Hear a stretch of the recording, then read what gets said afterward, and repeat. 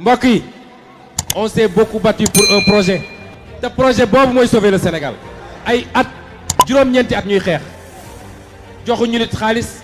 ñi safoo di seetaan les talibé Sogo TV dara dalee nag jàmm ci xibaar Ousmane Sonko nag ginnaaw barrière yi nga xam se nag nekkoon na fële nga xam se ne moo di ca koñam bi ci këram gi moom nag Ousmane Sonko nag barrière yooyu nag dindi nana ko bi nu xëyee rek lañu ko dindi mais daal li jaaxal patriote yëpp daal barrière loolu lan moo tax rek ñu defoon ko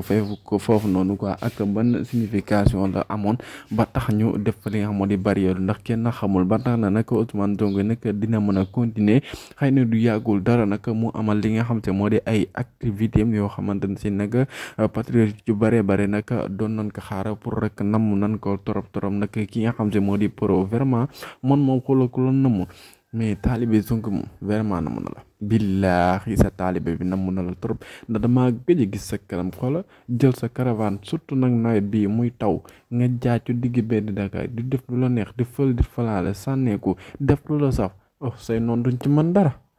maa yërëm say noon pour mbokk yi on s'est beaucoup battu pour un projet te projet boobu mooy sauver le Sénégal ay at juróom-ñeenti at ñuy xeex joxuñu nit xaalis